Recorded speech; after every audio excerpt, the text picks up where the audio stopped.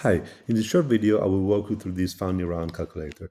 This is a very simple template that helps you understand the impact of every new funding round on the ownership structure of the company. This is something, especially if you are a founder, very important to keep an eye on because any new investor you include will dilute your stake in the company. It will obviously impact the exit scenario of the company.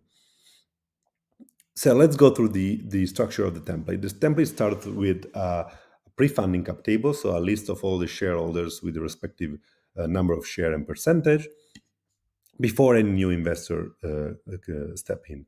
Then you have funding round parameters, so a template, a table that includes all the specs of the new funding round, and then you have the post-funding cap tables, an updated version of the first cap table, which includes the new investor. In the pre-funding cap table, you just need to input all the number of shares of all the shareholders fully diluted. Then the table will automatically compute the percentage fully diluted and the value based on the pre-money valuation of the new round. In case any of the current investor wants to follow on pro quota, just tick the box in the last column.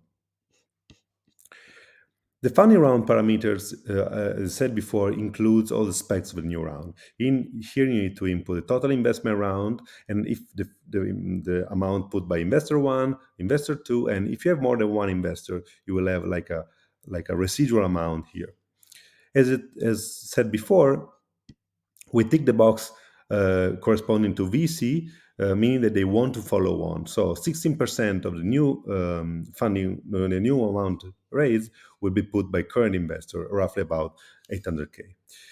Then you need to input the valuation. If this is pre-money, check the box. If you want to add on something to the employee equity pool, just input the value. And if this is created pre-round, so it will only affect current shareholder, just tick the box. The effective pre-money based on whether like the employee is created or add on after the round or during the round is here, and the post money is just the effective pre-money plus the amount of money raised. The effective share price is the price paid per share by the new investor, is basically the pre-money, the effective pre-money valuation divided by the outstanding number of shares. So the number of shares before new investors step in. The new investor share created is the amount of share you need to issue to allow for a 5 million investment here.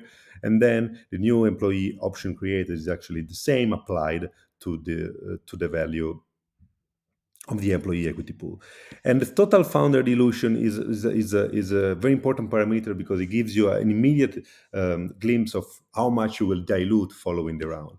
And then you have the post funding cap table. So the cap table will include, is created automatically, and it includes all the new investor one, investor two, other new investors here, and then you have all the